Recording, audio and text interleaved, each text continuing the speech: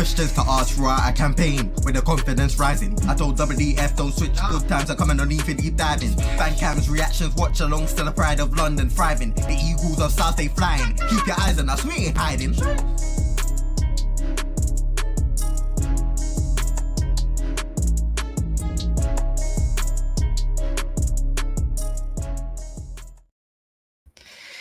Yes.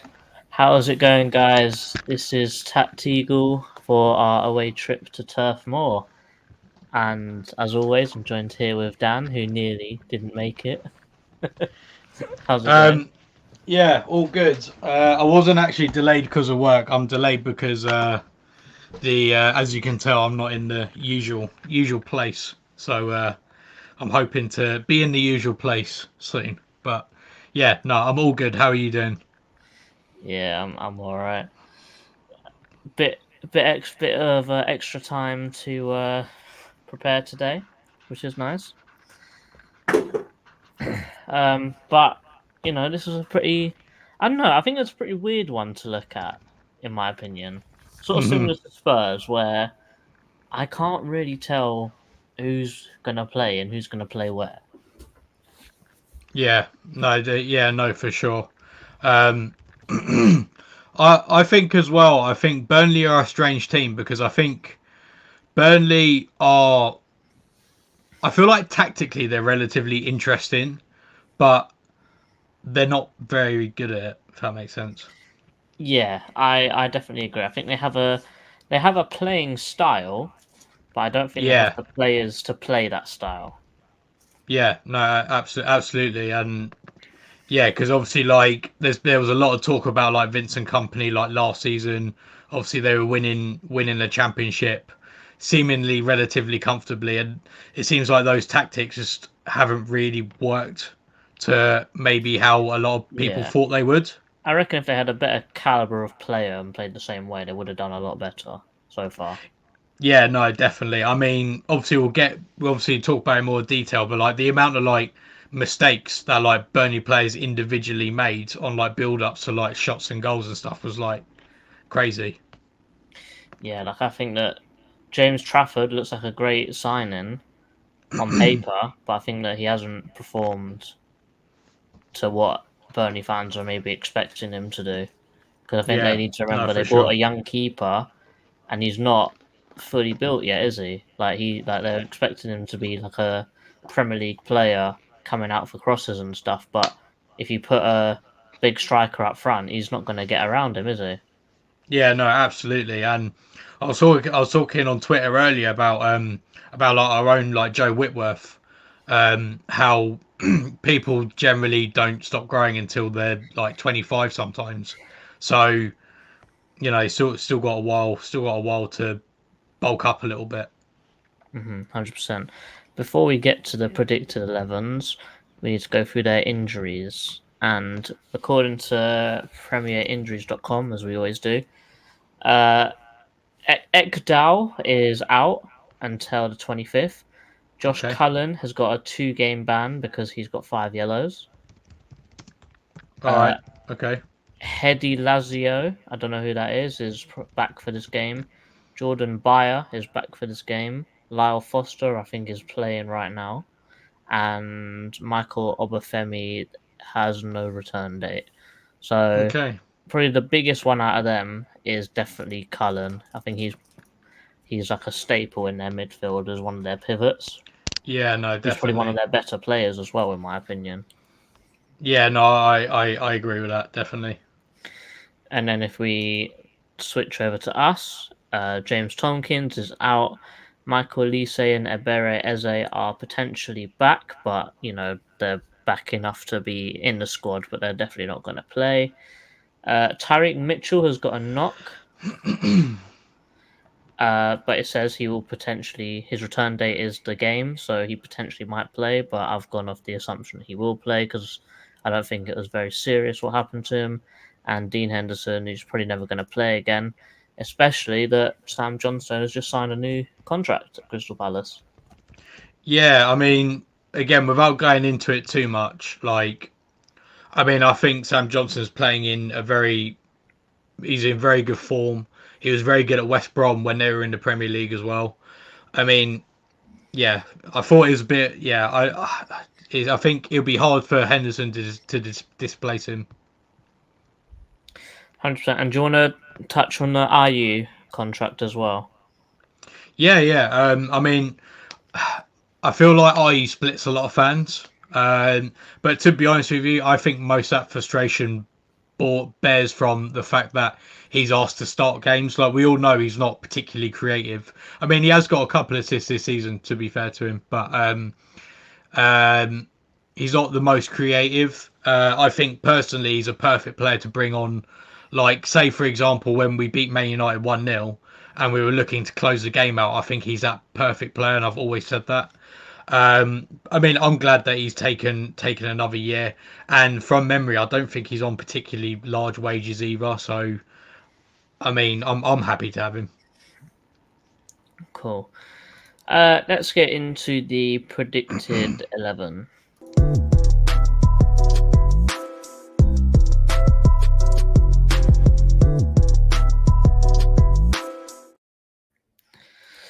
So, predicted 11. Here we go. I've gone more with what I think Roy will do rather than what I would like to do, but we'll go with it anyway. So, in goal we've got Sam Johnstone, new contract man. Tyreek Mitchell, Mark Gay, Joachim Anderson. That is spelt wrong.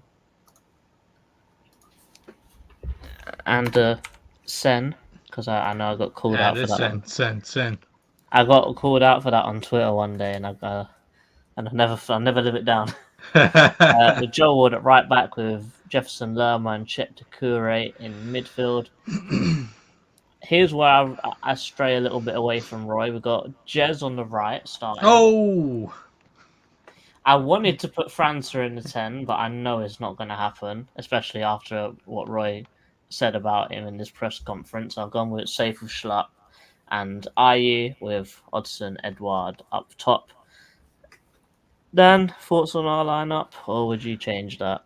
I mean, for me personally, I obviously we both generally think the same. I think he'll do that. I think the only thing I would say he might do, rather than what Roy would do, is it wouldn't surprise me if he put IU on the right, Edouard on the left, and then Mateta up front, or even maybe Hughes in the middle, and then Schlupp on the left or something like that. I mean, personally, I wouldn't really want that, but yeah, that's something potentially I think maybe you could do. I could also definitely see Roy going 4-4-2, putting Schlupp over here, IU over here, and then JP and Edouard up top together like that. I could definitely see something like that happening. I mean, to be fair, that's not too dissimilar to what like Eze does when we play sometimes. Like sometimes Eze's like, when I've checked like the average position, sometimes Eze's like one of the furthest players forward. Mm-hmm. Going because we pretty much agree. Would you risk França in a game like this, or do you think it's one of them games we need experience to see us through? I've got to be honest. I think seeing him last, I think there was encouragement at Newcastle, but I think against, I mean, I don't know if it was because he was at home or something like that. But I thought he looked quite nervous last week, and I think that probably led to the mistakes that he did make. Personally, I think I think the players that are on the pitch there now would win us this game. Mm-hmm. I also think that I think he'll probably come on and get minutes. I still don't think he's necessarily ready to start. I mean, maybe he'd surprise me, but yeah, I think he'd come on sort of about 70 to 80 minutes into the game, depending on how the game's gone. Mm-hmm. Before we move over to Burnley, some comments. Big up Chairman. They're losing 2-0 to Everton at the moment. Yeah, they are. In the Cup. Big up yourself, Alexander. Nordine with the eagle emojis. Normally you come through in the watch-alongs, not in these videos, so it's good to see you around. It looks like Big up, IU is the McTell. future. IU is just inevitable, isn't he? He's the past and the future. He's everywhere. Chairman here saying may do that because Burnley are big and physical. Spoiler alert for Yeah. what Dan's going to talk about. Not anymore. Yeah, you'd be surprised. They're definitely not Sean Dyche's Burnley anymore. Yeah, they are not big and physical anymore. We'll just say that. Yeah. JP and Mateta. JP and Mateta, you talking about the same person? I know what Alex means. I Edward and know. Mateta do well together. I think versus lower competition, those two up front could work. I think so. If we Yeah. had two JPs, I think I'd cry though. I can't lie. Yeah, me too. We wouldn't be scoring for even if games are about 200 minutes long. Yeah, I think that we'd be sitting here crying because we know it's going to be bad. Yeah. Let's go into Burnley. Oh, what's when you saying, said IU's inevitable, I was just thinking when Thanos. Thanos has got the ring, I've just imagined like Jordan I's like one of the gems, and then you've got like Jeffrey Schlupp and like Joel Ward and Nathaniel Klein on there. And then Jared Reed about the last piece. Yeah.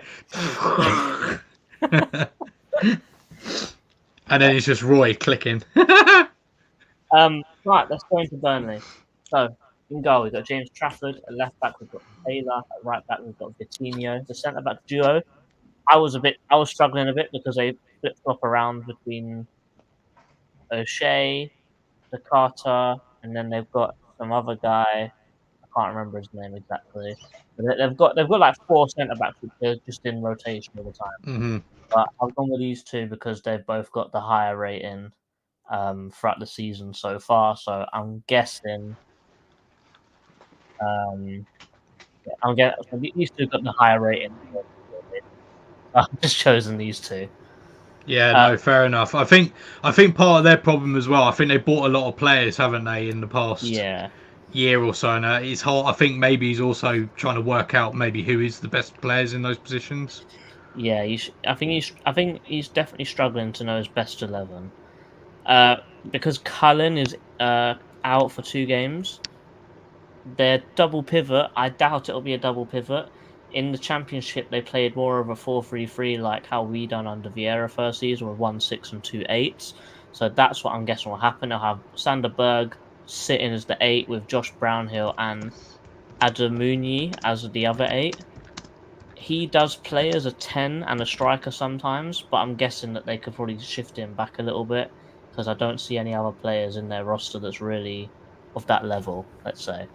Yeah, so I'm just going to nip onto the computer downstairs is free now, so I'll just nip onto there. It's already on, so I'll be like 1 minute. All right, I'll just round it out. Sound, cheers. So with Brownhill and Amundui, I'm gonna guess it's called. Yeah, but both of them very creative. I know Brownhill's very good. He's got Premier League experience, good going forwards, good going back.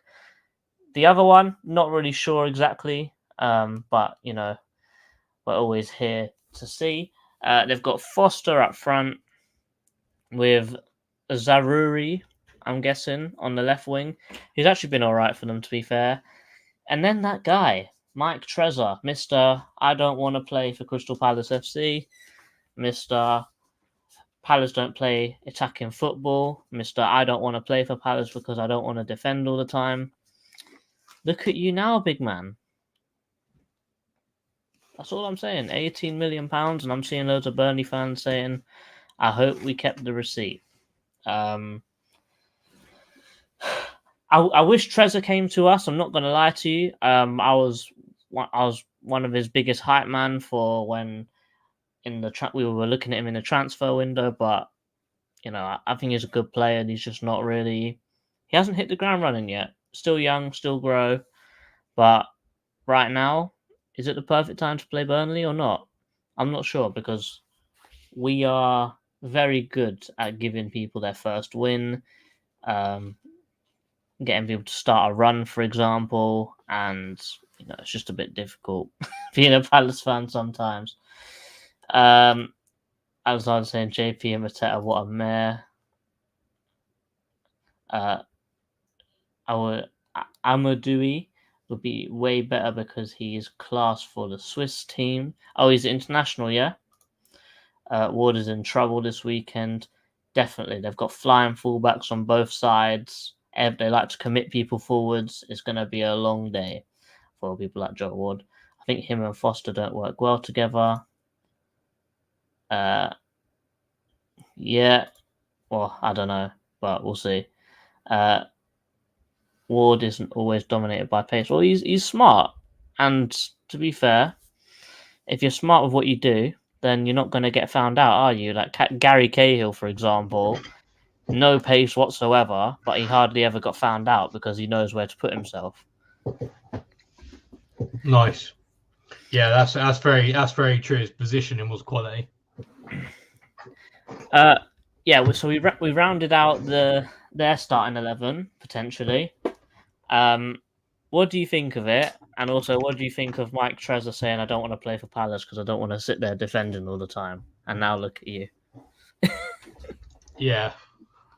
Because Trezor was one that a lot of us wanted, but yeah, I mean, again, it's one of those ones where, without going on about it too much, I think they do have an identity, but I just don't think they just execute it very well.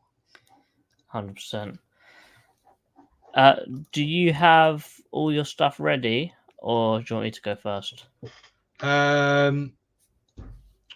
I just need to put the players on the pitch, and then I'm ready. Yeah. All right. So we'll start with Dan's defending. Cool. Right. In fact, you can.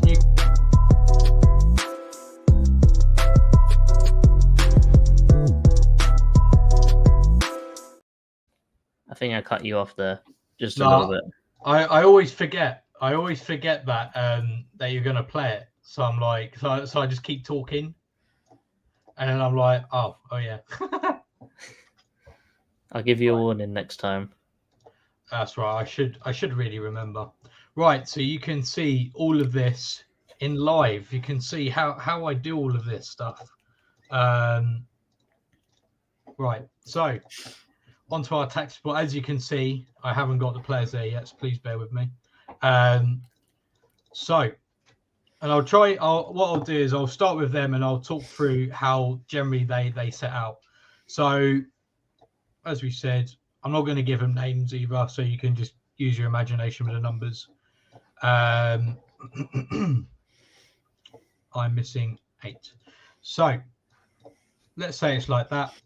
So when they're in a low block, one thing I noticed is they've got different phases of playing. So I'll start with the low block first. So the low block, they start very narrow. Now you're probably already thinking about ways to try and combat this.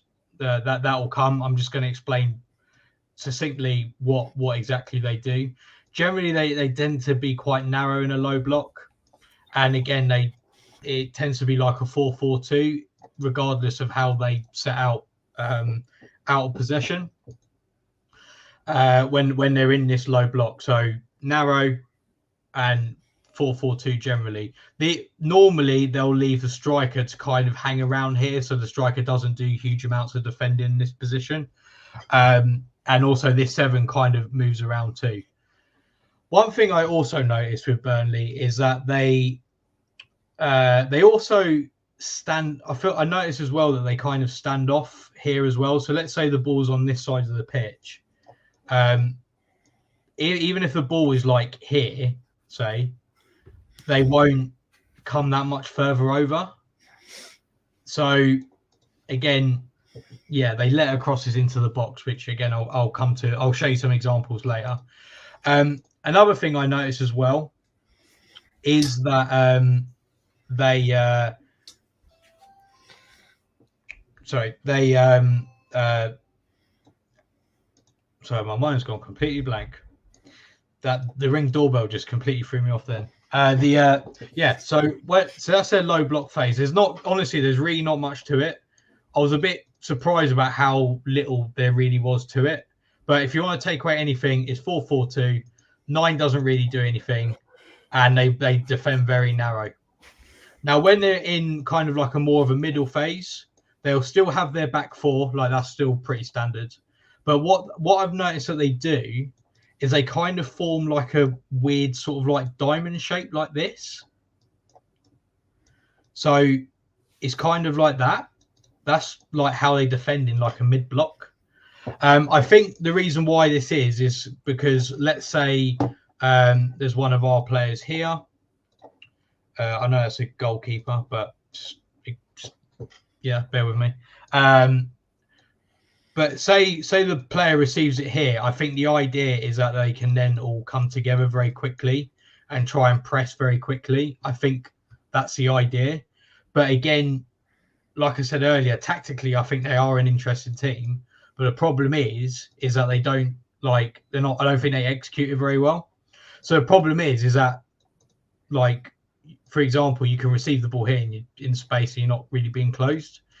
Another thing I noticed as well is let's say that the ball is on this side of the pitch. It's a very tiny ball. No comment. Hey. That's what she said. What I noticed is that I feel like they're very, put it this way, if the ball's on this side of the pitch, a lot of their players will drift to this side. And I think, again, the idea is that they'll try to, they want to try and close down quickly and try and get you to lose the ball quickly. But yeah, as you can imagine, that doesn't always work. When they don't also, they're not really a massively high press team. I think this part just kind of is a bit situational and kind of depends.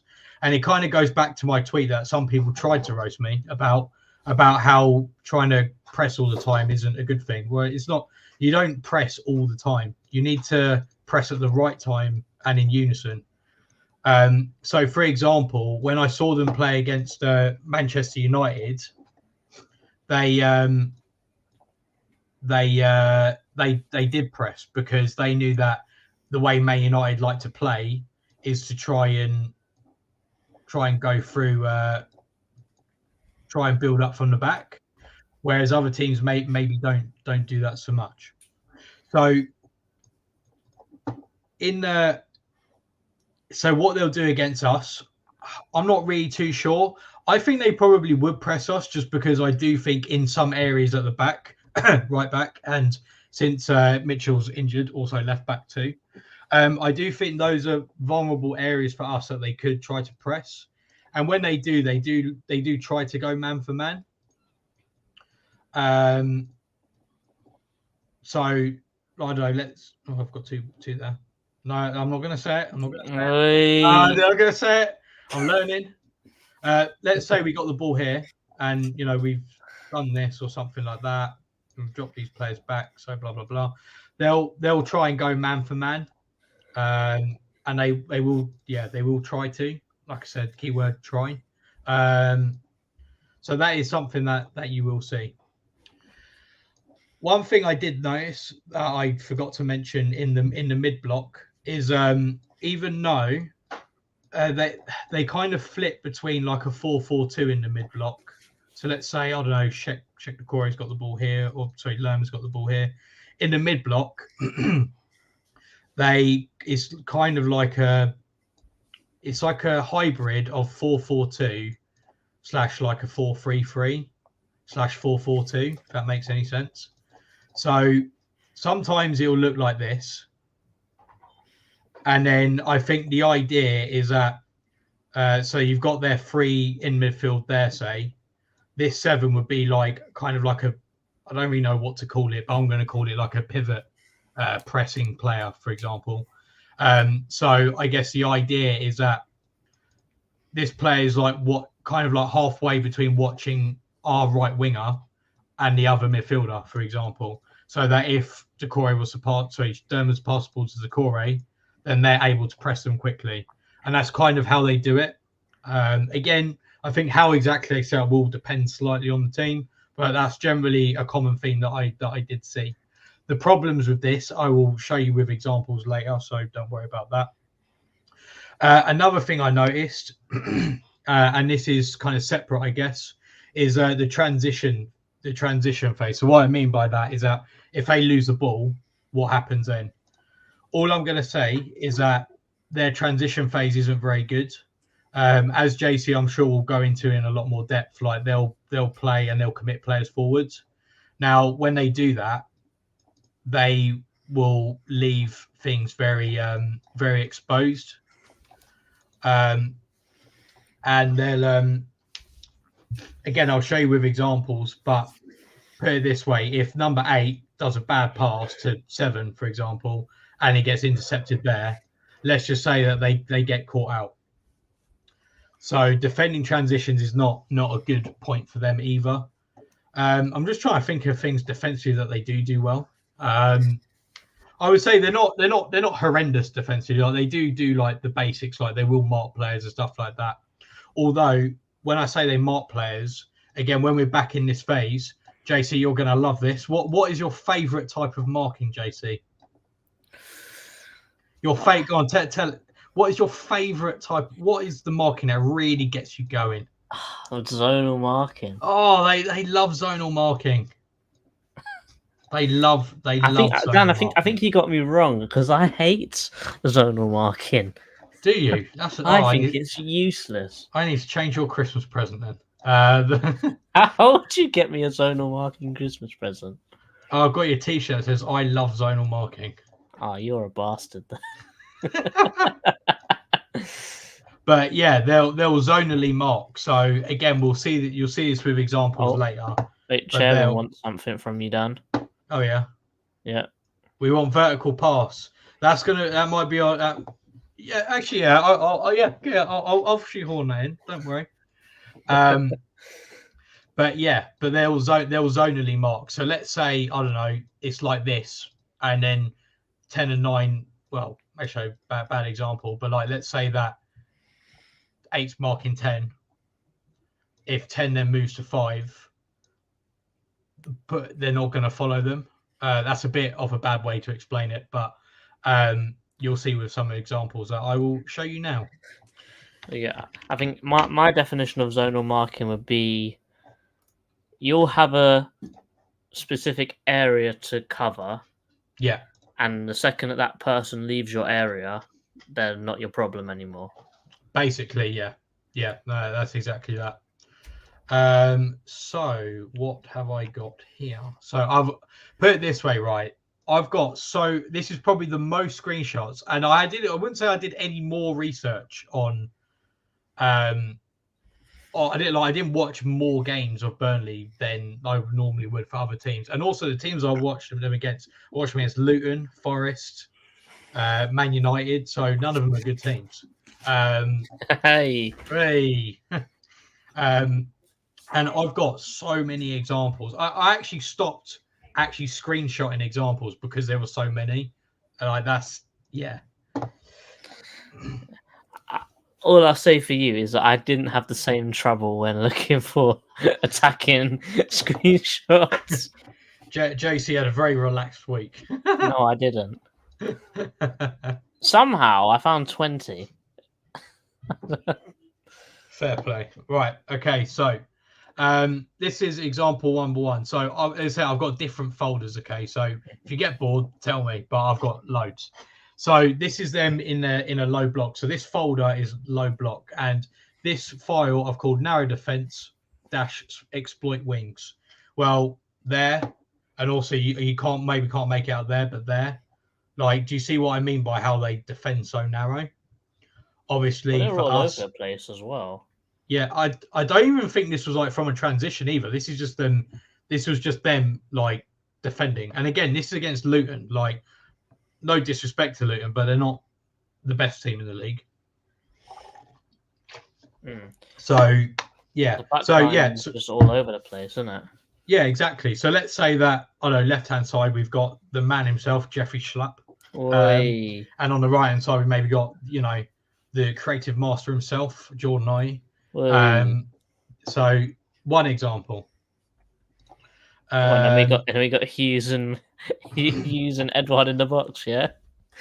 Well, you never know. To actually thinking about it, this might be a good idea to play Mateta actually, because they One thing I know, one thing that was a common thing that they always not conceded, but they always gave up shots or even goals, was crosses from relatively deep to the back post. So when we're talking about them being physical and stuff, they're really not like that, like at all anymore. Like you would expect them to be dealing with this cross under Dyche all day long, but it literally comes over like that. I can't remember if this was a goal or not. Back post. They don't deal with it. Literally had two players in there. I think this player wins a header. Goal. He nods it back to Morris and he just tapped it in. Yeah, well, there you go then. So, yeah, so that simple goal, very, very simple goal. And they gave up shots like that against loads of teams that I watched. And you can tell I'm not pleased with it because the file was called "Can't Defend Crosses from Deep." Alexander's saying Dan needs to release the folders. I can show you the folders in a minute. So again, this is how they kind of defend the wings. They don't really move from like this line. Like you'll probably see this a bit later, but they don't move from like this line for whatever reason. I don't like they let you cross it in. So what they don't actually press you any closer to the byline at all. I mean, not really. No, not really. From what I've seen, when they got 3 players there, like this is what happened. So 3 players there, right? JC, you know the word for this. What is that? Lovely. What is that? That is the biggest half space I've ever seen in my life. It's such a big half space. You could actually build a house in that. You could build our new stand in there. Hey, easy. If it exists. I would even maybe call that a 3/4 space. That is how big it is. It's just a space. That is, and yeah, as you can see here, I can't remember who this is, but their number 7 runs in there. This player, I don't know what he's doing. He's Bambi. Literally all his player does is just kick it there, and that's it. And then they've bypassed 3 players because they don't really press on the wings. So that's another example. Could this be a thing of they've got a style, but maybe at some points that style just doesn't work? Well, no, that's. I think that attacking wise, I think they've got a better style. Like I can see, and the reason why I say that, well, again, we'll see it in a minute when I talk about the transitions. I can see what they're trying to do, like when they lose the ball, but they just don't execute it. Again, so look, you got player there. That's this side would be Joachim Andersen. We saw him pinging those passes all day long against Spurs, a much better team than Burnley. So again, that's another option. And also bear in mind that it's not like they've looked at Luton and thought, oh, they're rubbish at crossing, let them have the ball and cross it. Luton's one of Luton's I wouldn't say their main attack, but one thing they are good at is crossing the ball. So they Vincent Kompany obviously hasn't identified that. Again, this is another manipulation on the wings. So I know this is Newcastle, and I know they're very good at what they're doing, but this ball, they're able to manipulate this block here very, very, very easily. So they're thinking, okay, this player is going to go there, and then so this player pushes up. No, all that happens is that this ball gets kicked long instead, and then Isaac just runs in like that. That is literally all that happens. And I can't remember the outcome of this. I don't think it was a goal. But yeah, that's literally all he done was that Isaac saw that this player was moving over. He saw that gap developing, and he just literally goes like that. And then, as you can see there, he's through on goal. I know he's quick, and I know we might not necessarily have the players to do that, but still, I think that all that took was one off the ball movement, and then that was it. Right.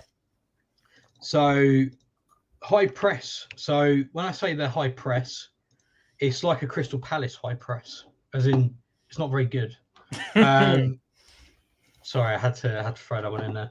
But point is, so Luton have got a throw there. I mean, granted, Luton do get a bit fortunate here, but you got 1, 2, 3, 4, 5, six. More than half of their outfield team is in this space right now. So, and the thing is as well, I can't remember exactly. I think they win the ball and the ball just kind of falls there, and then this player gets in and then they've won the ball. And bearing in mind, like, there's another player there as well. So that's 7 players. So beyond this, there are 3 other players. And then, as you can see here, I don't even quite make out, there's a Luton player there. So those were those 3 players that weren't mentioned. Like, I mean, how simple is that? I mean, that's something that we could do, and we're useless as well. Yeah, like I said, don't get me wrong, Luton did get a bit fortunate with it was by winning the ball there, but at the same time, when I said about how they all come over to one side of the pitch, like that, I think that's one of the reasons why Company's tactics haven't really worked too much, because from that position, I just don't think it's just not good defending. You're just trying to smother the ball. Yeah. And then so I've got an example. So now I'll move on to the transitions. So I'll move on to looking at all of this. A player like Decore, which could just take an extra touch and take a player out of the game. Whereas with Spurs, you take one player out of the game, but if they commit so many people forward, you could take like 2 or 3 players with like a few touches. Oh, absolutely. And you'll see it even more in the counter-attacks. Like, you thought the low block was bad. I mean, don't get me wrong, like, they are capable of defending. Like, I'm not saying that we're going to waltz through them and we're going to win 4-0. We're not. But at the same time, like, they're just so easily exploitable at the back. And yeah, so this was a Luton counter-attack, right? Again, this is Luton, okay? So they're not like, there's no excuse of like, oh, you know, we don't have Bukayo Saka or we don't have Erling Haaland or whatever. This is a team that's just come up from the Championship. So they win the ball here. This is, I think it was it a corner? Was it just a cross? Can't remember. But anyway, they win the ball there. This player, this player wins the ball. And then it falls this player and literally just kicks it long. My bad. No, that's not right. That was the wrong thing. They kicks it over here, so it's this player who ends up receiving the ball. Now let's just go back. Okay, let's just go back. Let's play a game called Count the Burnley Players. 1, 2, 3. On the floor, crying. Dead. 5, 6, 7. So again, we've got 3 players who are not currently visible on the pitch, right? And bearing in mind that this ball is going to fall about here in about 3 seconds. You've taken out 1, 2, 3, 4, 5, arguably 6 players out there. Just in one pass. Just with one. And not even passing through the lines, just passing out wide. This is honestly, I think I wouldn't even say it's a pass. It's a clear. Like, I would say it's clearance. Like, that's the worst part of it. So when you got players like ours, like Gay and say Anderson, who are more calm on the ball and are capable of actually actively picking out those passes, like, you're laughing. So they receive the ball, they run, he literally runs all the way to there by this point, right? Okay, they have kind of recovered, but I don't think this is a good enough recovery. They got 5 players back now rather than the kind of, I guess, 4 that would have been before. But yeah, again, can you see? Not pressing, not. And then all he does, right? Literally all he does, cut inside. Now, do you see how they don't watch the wings? Got this player here sitting right there. Cuts inside. That's literally all he's done. He's cut inside.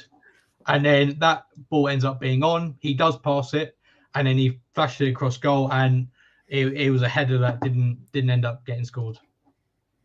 So that one simple counter attack, there was 2 passes in that counter attack, and 1 dribble before it reaches the guy out wide. Right, now what about when we lose when they lose the ball? So I've got 2 examples for when they lose it in their own third. Okay.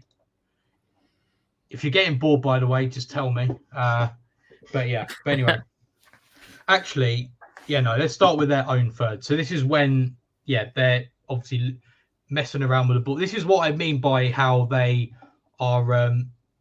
Why is one not? This is what I mean by when I watched it, I kind of got what they were going for, but so I'm not going to explain what they're trying to do because that JC will tell you that. But this is what happens when they mess it up and the other team, we would get the ball. So again, this is a relatively simple press. I think Forest are pretty decent presses, to be fair. So passes it out to this player here. Okay, simple. And then this player ends up getting crowded out and then ends up going backwards. So it goes back to this player. Now you've got 4 players on 4 players. 1, 2, 3, 4. 1, 2, 3, 4. You've got 4 players there. And then, to be fair, RHEA is pretty quick. So what ends up happening is that this player then goes to this player. And RHEA is meant to be watching this player. But ends up coming around the back. I think he actually passed it to this player. RHEA is pretty quick, but they win the ball there. And then he ends up just dribbling it to there. Now, he does... The shot ends up being a pretty tame shot, but the situation, I think, is quite dangerous. He ends up in this position. You've got this player. This player is... That's the pass he ends up doing, but this player ends up doing a bit of a bad shot, to be honest. Or even this player here, not being watched. You got... Again, where's the back 4? I'm fairly sure this is their right back there, but I'm not 100% sure. So, again, simple. Like it wasn't even like a mad press either. It was literally like they just kind of stood in front of them. The centre back that's trying to cover Gibbs White in that last screenshot, he's not even looking at him. He looks like he's actually starting to run away from him. Oh, we got some non-watchers in a minute. I remember it distinctly, but no, like this, so this one again in their own box, in their own third. Well, I guess it wasn't really their own third, but it came from their own third, I guess. So they kick it long, and then they end up winning the ball here. So 6 wins the ball, pass it to this player here, and then literally all they do is kick it to I think that's Raheem Sterling, and then honestly, I can't believe that. The number 2, I believe, is Charlie Taylor. Now, he played under Burnley under Dyche, and the way he got out-muscled here was just, I thought, was pretty bad, to be honest. Literally, all he does, Sterling. From Sterling, who, bearing in mind, isn't like a big player or anything. Like, he's quick, but he's not like a big player. All he does, he comes up to him, and then all Sterling does is back into him. Like, literally just backs into him like that. Waits for the ball to come to him and then just turns him, as you'll see here. Turns him like that. And then immediately you're playing catch up. This was their goal, actually, now I think about it. And then all he does is run. That's all he does, run. Again, he is quick. I wouldn't say he's like rapid, but like he is quick. But again, 3 players there, not watching the back post. So I think this is Cole Palmer's goal. So he ends up crossing it over to there, and then Cole Palmer scores. So again, bad in transitions. They just leave so many gaps at the back. Like, it's like they've got an idea of how they want to attack, but if it fails, they don't have any like way to fix that, if that makes sense. Yeah. So right, and then the final one. So not the final one, but the final folder, sorry. I did warn you guys that there are a lot. There's only 3 examples in this one, so don't worry too much. So this is 1, 2, 3. So this was against, who's that against? Oh, it's against Forest as well. So again, so this is where they lose it in the middle third. So this player here, I can't remember who that is, but they tackle this player. 10 wins the ball. I can't remember how many players are there, but you end up in a situation where you've got 4 on 5. So again, not great. Forest didn't do anything with this one, I don't think. So in that sense, it's okay, but still. This is another one. So this was against who is that? Is that Man United? That's Man United. I think that's Villa, no? No, I didn't watch Villa's one. I think that's United. Yeah, it is. Yeah, 'cause that's Rashford, and that's Hoyland. So the ball's there. They win the ball. They lose the ball. I think that's Casemiro tackles, and then this player here can go forwards. I don't know how many players they've got here, but I think they've only got like 4 players there. So again, immediately you've got 1, 2, 3, 4 players on 1, 2, 3, possibly 4, maybe 5 players. Well, yeah, there you go. So in that position, they have 1. Actually, that player's caught up, so that's not the same player. That's that player there. So ignore him for now. 1, 2, 3, 4. Again, 4 on 4. So they've been caught very easily there. And it wasn't like, again, this player could have played that ball there, could have played that ball there, divid on it, lost the ball. And then, I think yeah. that's Taylor again, though, that made the mistake. I think so, yeah. And then to make it worse, this was the 1, the ball watching, 2, the zonal marking. Look at Bruno Fernandes there. So think where he is there. So he's there. That's Bruno Fernandes. He's there now. This player's just let him go because it's zonal marking. So this player, I think, then tells this player, oh, he's there. This player, you'll see Bruno Fernandes ends up here. This player is not near him. Not near him. It's probably one of the best goal scoring midfielders in the whole league. Yeah, and this player, I mean, to be fair, he is trying to watch Rashford. Like, I'm not saying like he should be looking back or anything, but he doesn't know that Bruno Fernandes is doing it. And I think what happens, this player actually points at this player to say, "Oh, get Bruno Fernandes," and it's like, just tracking yourself. Like, what are you doing? Yeah, it's a lot of. I think we had that problem under Vieira later on. We had a lot of pointers, but not a lot of people actually doing anything. Yeah. Well, yeah, exactly. So, yeah, a lot of pointing, a lot of not doing anything, a lot of not taking any whatever. But yeah, so this was another one. So they lose the ball here. Again. Yeah, they lose the ball here. And then immediately, where you can see the problem already, this player's pushed up quite far. They're messing around with it here. And then, as you can see, they lose the ball, and immediately that ball to Raheem Sterling is on. I think he scores from here. So, yeah, he ends up running through and then just scoring. So, again, what they're playing, I don't know what line is that. I don't know. It's not really a line. This player's trying to catch up but can't catch up. It's a bit of a mess, really. It is a bit of a mess. So, with all that in mind, what would I suggest we do to try and combat them? I'd say exploit the wings. I think in the middle, they're pretty okay, because I think the reason why they do that for a weird diamond formation thing is because they try to negate the middle. So if we try to play through the middle, I think they would have a lot of players there. So that is a possibility. Then at the same time, they do seem to leave a lot of gaps anyway. But either way, personally, I would try to manipulate the wings, put crosses in, especially to the back post. And and I've just seen Rich's comment. That's a very valid point, actually. Exploit the wings. With who? With who? Our newly signed Ghanaian prince. Yeah.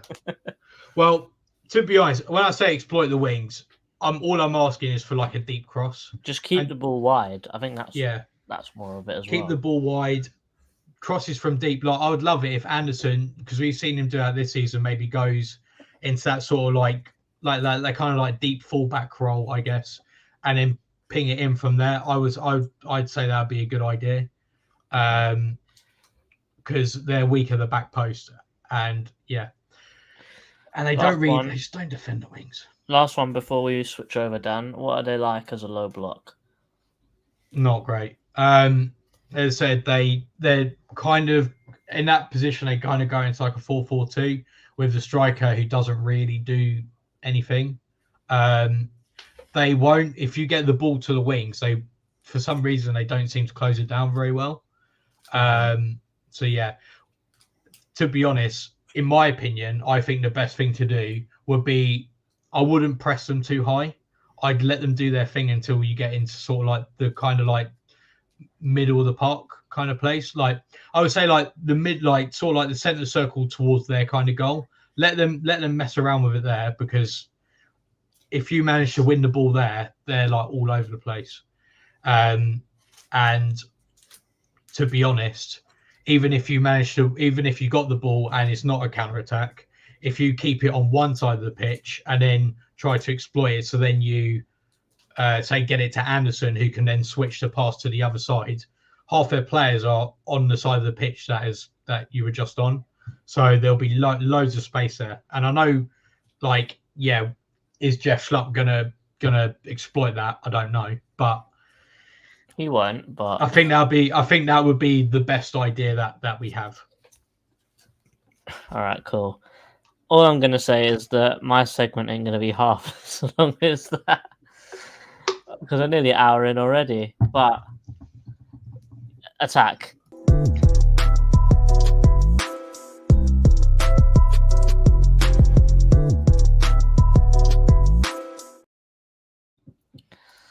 Okay. Our formations sort of cancel each other out a little bit. According to this game so far, purely because of their injuries with the people that they've got out. Most likely, this is going to be more of a 6-8-10 kind of midfield, so it'll be a bit more like this I would imagine, because Berg can go up as well, and Brownhill. I'm going to say this before I even say anything else. Brownhill's a danger man here. He is instrumental when it comes to breaking up play through the midfield and also creating when going forwards. He's got a very good passing range. He's not afraid to shoot, which I would say is also a thing for everyone in this Burnley team. They take some absolutely outrageous shots all of the time. I think they've got one of the lowest XG per shot in the whole league, purely because of the amount of shots that they take from any angle. So, for example, you'll see someone, like you've seen it many times. You'll see someone run down the wing, and sort of go to the tight angle to the near post. There's an easy pass to slip the guy in, and he'll tap it in, but that winger will still take it on himself and miss the whole goal himself, or the keeper will just save it. So with Company, when it gets going when going forwards, it's actually pretty threatening. It's very free flowing. There's a lot of different types of passes. There's vertical passes. Hey. And also one thing I noticed, there's a lot of diagonal runs with a reverse pass through the half space. Like that's one of their main ways of getting the ball from the midfield into the strikers. Because last year you'd see a lot of, so this would be Rodriguez. So the ball would be pinging around. Let me get one. I need one. Okay. So the ball will be pinging around in midfield. Fullback will go up, make a nice little triangle there. It'll be in here. And then you'll see this player, for example, run with a ball. And what would normally happen was Rodriguez would be pressing the back line, and then he'd come short, the ball would get poked into him, and then the winger would make an inside run, he'd pass it in, and bang, goal. That's what would happen last season. However, this season, for some weird reason, Burnley seem to think that the only way forwards is everyone running in behind. So you will see a huge disconnect between their midfield and their attack. So their attack is it's not very natural. It doesn't flow very well. So the thing is, if the midfielder can pick the ball through everything and into all those players running in behind, you will have 3 players in behind, and it will be easy pickings to score goals. It really is. But it's the fact of every time they go forwards, it's always that 1 in a million ball that they have to play to even get the ball through to the strikers. They can go over the top, but it's too close to the goalkeeper at that point because they seem to only want to shell out the attack in like a mid block. They don't like really throwing themselves forwards if we are pressing high, if that makes sense. They sort of do the opposite of what I'd think you do. If the opposite team's pressed high, you'd want to get in behind. If they're in a mid block, you sort of want to work something out. Whereas they'll do it the other way around. They try and work something out if they're high, but then if they're in a mid block, they want to get in behind. It's a bit strange. Mm-hmm. But you will see a lot of times, and it's actually pretty good. So, for example, you'll see Trezor running down the wing. This guy will come inside. Taylor will go down the outside. They'll be picking him up. And then what will happen is this centre-back is obviously in... I wouldn't say he's in no man's land. So this midfielder, he'll do what I say. Picks up the ball out wide. Nice diagonal run. As every team would, they'd start shifting over towards the side in which the ball's going to. So like this. And Lerma's following him. And then what you see is, for example, Foster will make this run. Diagonally. That ball will get played in, and then he's got loads of space. Free shot on goal. They've scored a few times. I think almost every goal they've scored this season has been exactly that. Mm-hmm. I have to add, these fullbacks are outrageous when they go forwards. They will go forwards, and as Dan said, you won't see them again when you're defending. So it's a bit like... Remember that last season with Van Arnold? There was that game going around on Twitter. Where's our left back? And then he's just the furthest place away from left back. That is Vitinho and Taylor. So it really is. If they get the ball and they want to score or they're trying to push something through, they don't do it naturally. They force it, and they do it to such an extent that they commit so many people forwards that you will see, as Dan said, so many people up one end of the pitch. If you nick the ball, like literally beeline it straight to their goal, and you're going to be outnumbering them in their half. So there are definitely many ways around it. Their playing style is nice, I have to say, because they will switch between a 4-back and then a 3-back. So, for example, let's go back here. Let's just say that it's a flat midfield here. So in possession, let's say Berger's got the ball here. You will see Vitinho come up. These guys will go across. These guys will come across here. You'll sort of see it as like a 3-1, 3-3. Like they will have their formations go all over the place. You see someone drop in. You see Trezor come in the 10. He'll go wider a little bit. It's a very, very fluid type of play-in. So very similar to Man City, where everyone can be at any point at any time. You will see, for example, Vitinho, like their left back or their right back, doing what a striker would do. They'd be holding the ball up on our left back. They'd be properly pushed up the pitch, and then they play 1-2s in here. So they've got many different types of playing, and it's quite interesting to watch when it happens. But the thing is, it's so rare because of how difficult it is of what they're trying to do. And I think it comes to a point where I think just the quality of the player sort of hinders how Company's trying to play. I feel like if Company tried to play that style of football potentially with our team, for example, with all our players fit, I think that it would work very well.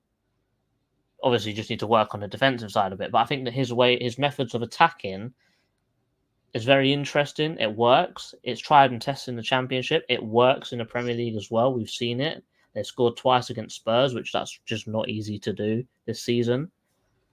They scored against Villa. They scored against good teams. It's just that they can't hold on. And that's where their problem really comes from. And I think the players just aren't really at that level yet.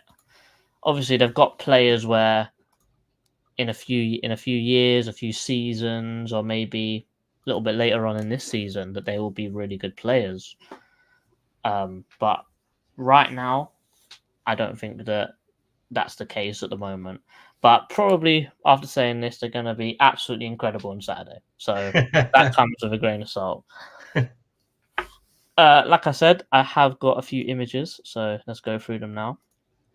So here is exactly this goal was offside, but it's got the same formula for how they score or for how the goal happened. So this number 15, which I think is the guy they bought from Southampton. What's his name? The bald-head guy. Can't remember. Raymond, something like that. I can't exactly remember, but he picks up the ball from about here. Literally does a diagonal drive and run over here. Foster pulls out wide and then makes a diagonal run inside here, and basically that ball gets played straight through here into his line. He runs through, so that ball gets played through here. Obviously, this number 6 is in no man's land. Ball comes in here, and he basically just slots it home. Luckily enough, it was offside, but it's the same like tactic that they've put in place here, and it's very effective because, as you can see, both of these centre backs are in a little bit of confusion, and they're both on their way over here towards where the ball's going to be because they think this ball's going out here because they have committed someone forwards, but that ball goes over here instead. They have got a few little tricks up their sleeve, I have to say. This is from a corner, so that ball gets played straight here. Player opens himself up, dunks it inside. This gets cleared off the line. I don't know how Sander Berg doesn't slot it in. Somehow he's from here and he still puts it over the bar. So I think the ball comes in, it goes whack straight on his head. Berger doesn't even have to jump properly. He sits there, heads it straight towards the keeper, might I add. He palms it back to him and it goes bang straight over the top. And you're thinking, how on earth have you just missed that? Jesus. And bear in mind, this is against Bournemouth as well. So as you said earlier, it is against things with Luton. This is against Bournemouth as well. So obviously they're not doing the best in the league right now. But still, for them, these are teams that they need to try and be capitalising off of. With what I said earlier about them just taking shots from anywhere, this is Josh Brownhill. They've literally just won the ball off this player, and he's popping a shot straight away. Granted, it was a decent shot. It wasn't too far away from the post, but the keeper still had to go and cover it. But I feel like in this situation, there's just a lot more that he could have done with the ball to better use it, let's say. I feel like this ball out here to this winger would have been a smarter play to then drive and then cut it across, because you've got Berg here, the number 5, and then that will allow this player to be onside. And then you take a Hail Mary, or you can get 3 people running in on goal. And I'd probably much rather that be my chances. So the decision making for them going forwards is a bit whack. This is a group of images I'm going to go through. Trafford has just passed the ball to O'Shea. And this is where they are very dangerous, because I believe they score in 3 passes from this situation. So Trafford passes it to O'Shea. Cullen's free. He knocks it to Cullen. Cullen picks up the ball, turns, and passes it down here. Basically just passes it into some space. Berg picks it up and drives forwards. The number 17 is, as we said, running in behind, the same as Trezor is doing up here, and the winger down here is doing the exact same thing. And basically runs in, slots it near post. Goal. That is the company way. And that is something that I would like to highlight again. The fact that they can go from here to the ball in the net in less than 10 seconds, and it was easy. Granted, it is against Luton, and no disrespect to Luton as well, but still, it's very fast and very effective with what they're trying to do. And when it works really well. Something that we need to be afraid of, I would say, is we're saying that they don't have the players to do what they're doing. But what company does do is you give them all the confidence to take on their man. And that's something that I think that both of our fullbacks struggle with. A winger that will take them on. The 34, and on the other side, the guy with the dreadlocks, I think he's the number 30. They're just not afraid to take on people. They all have, I think they've got one of the lowest completed dribbles in the league, but they've probably got the second highest attempted behind Saka and Martinelli. So they're always trying to run in behind and take on. And here, it's an amazing goal, I have to say. Runs at the fullback commits himself, he chinks outside, goes this way. The number 11 just stood still, basically. He's still here. And basically, that shot whips straight into the top bins there. Fair play. Cracking goal. But I can see Wardy allowing him to do that. I can see Mitchell allowing them to do that. Here, that number 30 I was talking about. Basically, he's just knocked the ball over here to Taylor. He's pointing at where he wants to go. Down here. Basically, Taylor one-touch passes it. Long. Straight down here. Basically, he runs down the wing to the byline. Hits the cross, and the number 17 pokes it into the far corner. They do, as we said, they don't have the players to do this effectively, but when it works, it's very effective. They're very clinical when they work the ball well, but they are very unclinical when it comes to their shooting decisions. This is a smart decision to shoot. However, there are so many other decisions that they make that just are a bit reckless, let's say. Which one is this one? Can't exactly remember. These are the wrong way around. Okay. So he picks up the ball. He's the one of the defensive midfielders.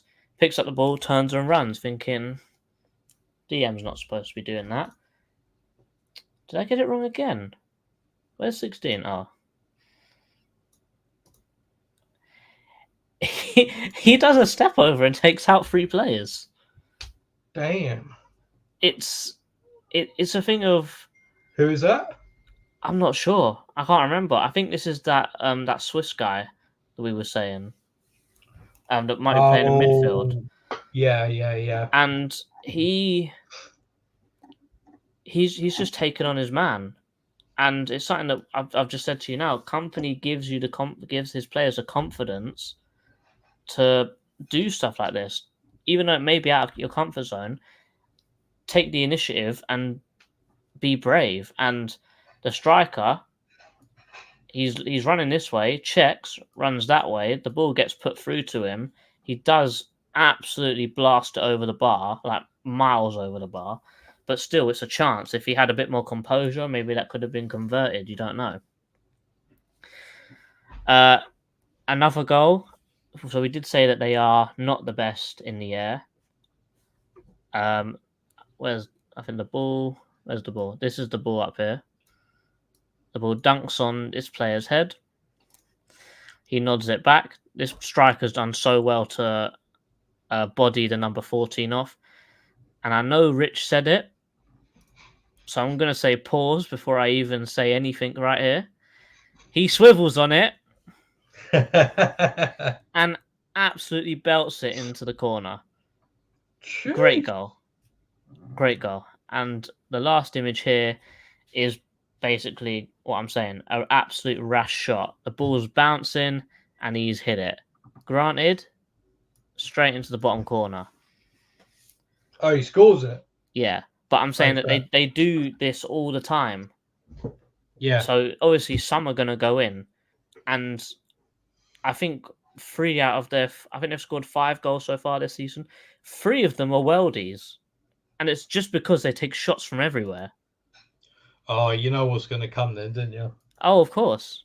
I was alluding to it when I was saying they take shots from far away. But it is what it is. I've got some other notes here. Let me pull them up. So I don't know whether it's luck or how company just position so many people in the opposition box, but if there's ever a rebound or the ball gets thrusted out or it's a second ball, they're very good at retaining that ball and then popping a shot straight off. Just not even taking a touch, hitting the shot, passing it, doing whatever. They're very good at picking up the ball just because they're outnumbering anyone in their own half.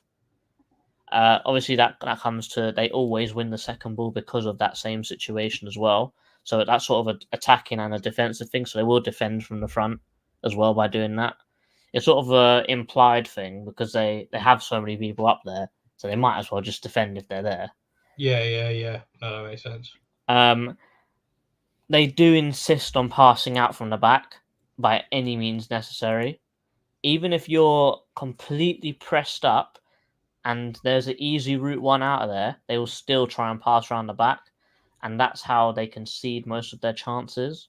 Yeah, that makes sense with what I was saying then, yeah. And funny enough, I was watching some videos of some Burnley fans, just seeing like what their thoughts of. And there was this one old guy saying that under Daesh, the best part of our game was a set piece. We'd celebrate getting a set piece under Daesh, but now under Company, I dread getting set pieces. We can't defend them and we can't score from them. So what's the point? Yeah, no, that was something I noticed. Again, with like the cross into the back post, set piece is the same.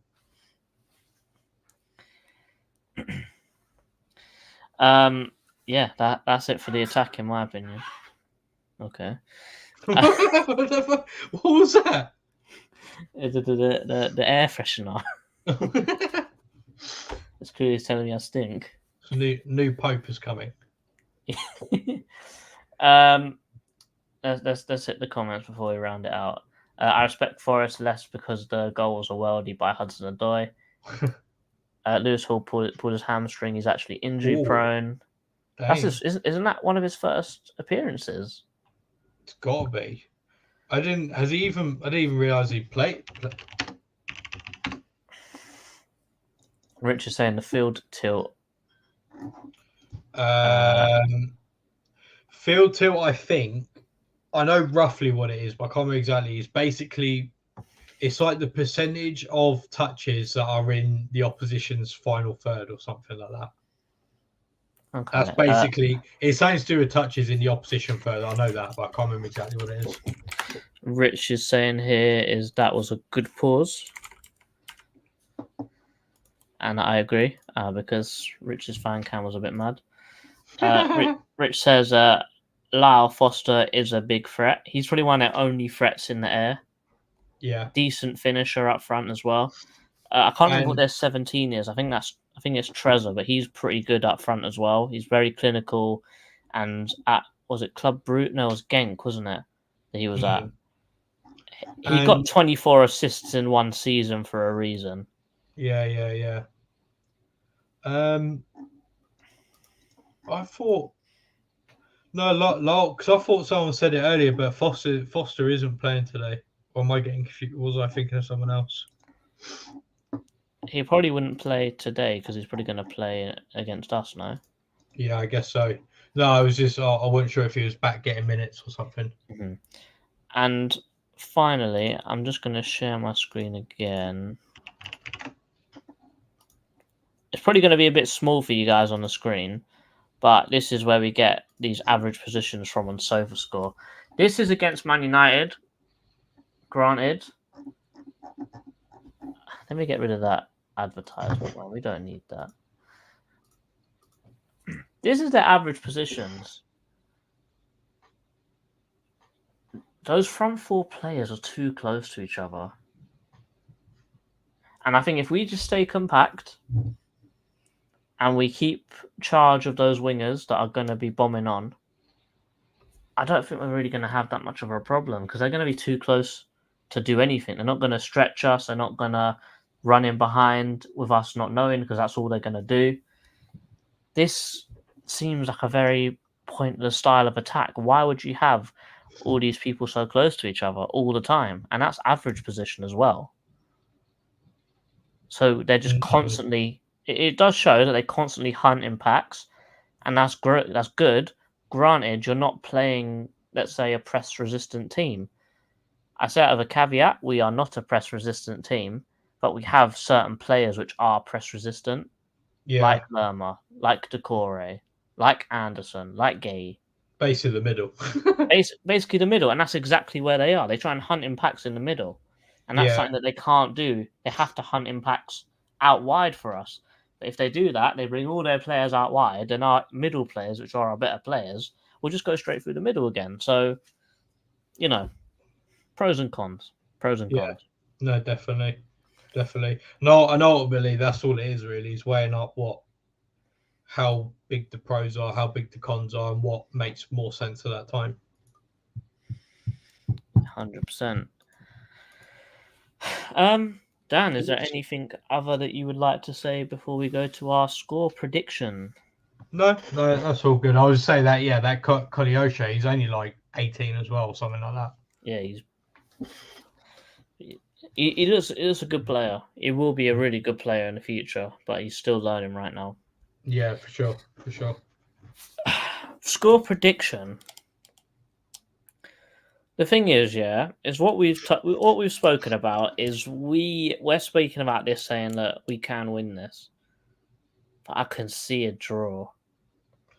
Yeah, unfortunately, I can see a draw. I'm gonna be optimistic and go 3-1. Because the last time I went to Burnley, I had a great day, and we won 3-1. So I think when I went to Burnley, it was the one where what was it? I think it was Schlupp scored the first one. No, it was an own goal. I can't remember, but it was a one game where Zaha done like 7 chops and then put it through the centre back and the keeper's legs to put it in the net. But yeah, it was a great day out, and we won 3-1. So I'm hoping for another 3-1 victory with a great day out. Are you hat trick?